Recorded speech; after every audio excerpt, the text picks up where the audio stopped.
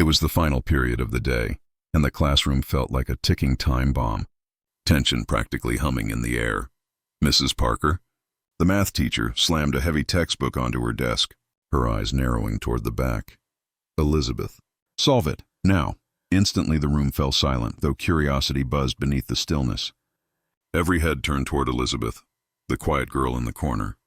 She never raised her hand, never cared about homework, and never joined in with the chatter. Most of her classmates had long dismissed her as just another ordinary teenager fading into the background. But today, Mrs. Parker's tone carried something else.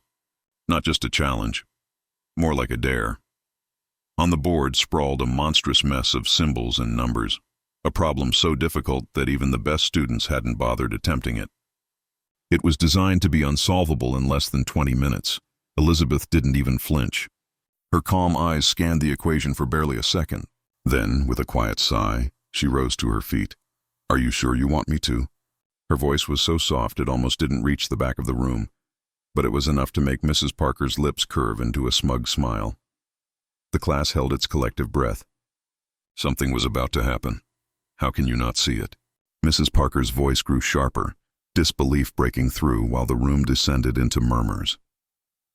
Elizabeth stood motionless at the board, pen hovering over the final step. She could feel the weight of every gaze, the whispers surrounding her, and the simmering frustration of the teacher behind her. Was she about to reveal a truth no one could understand? Or would she crumble under the weight of this impossible expectation? Elizabeth had always been invisible, or so she believed. The girl who never raised her voice, never drew attention, who kept her head down as school blurred into nothing but books and tests. No big dreams, no ambitions, just survival. But beneath that quiet surface, her mind raced in ways her teachers couldn't begin to comprehend. They thought she was lazy, too quiet, too disengaged. In reality, it wasn't laziness. It was fear. Fear of standing out. Fear of being too different. Fear of exposing what she really was. A genius.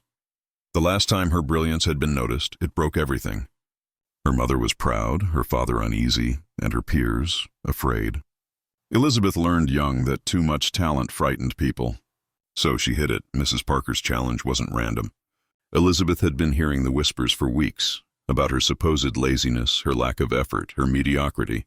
She kept silent through the sneers and eye rolls. But now she was being cornered. This wasn't just a question. It was mockery, a trap meant to expose her failure.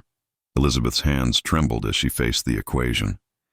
But her mind clicked. Focus sharpened. No one believed she could solve it in time. No one ever did. But this time she refused to let their story define her. "Do it, Elizabeth," Mrs. Parker taunted, her voice dripping with disdain.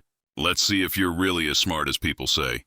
Elizabeth's heart thundered, the pressure almost unbearable. Her classmates stared, expecting her to stumble, to fail, but instead she began to write, swiftly, fluidly.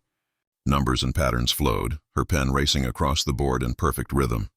The room was dead silent, the only sound the scratch of chalk. Step by step, she carved her way to the solution. "You really think you can solve this?" Mrs. Parker snapped again, her tone harsh. Elizabeth hesitated only briefly before completing the final line. The answer was flawless. A silence heavier than stone filled the room. Then Mrs. Parker laughed. A bitter, disbelieving laugh. "You actually think this is correct? This is a university-level problem.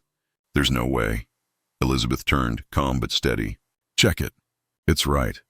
For the first time, Mrs. Parker's smug expression faltered. She stepped closer, scanning the board. The class held its breath, every eye fixed on her. Her face shifted, shock breaking through. I need to verify this," she muttered, fumbling for her phone and typing frantically. Elizabeth stood frozen, her emotions swirling. Was this the moment she'd be revealed? Would they finally see the truth? Minutes stretched painfully until finally Mrs. Parker whispered, "This is impossible." Elizabeth's stomach sank. But it wasn't just the problem that was impossible. It was what it meant, that she had destroyed the normalcy she'd hidden behind for years. Her classmates stared now, faces a mix of awe and unease. She wasn't invisible anymore. She was something else entirely. Elizabeth turned from the board, voices buzzing all around, whispers flying. "Did you see that?" She solved it perfectly. She's a genius. But she wasn't finished. I've been hiding in plain sight my whole life, Elizabeth said firmly, her voice carrying across the room. But I won't anymore. I'm not a joke. I'm not here to make anyone comfortable. I am who I am. The room froze. Then, the bell rang.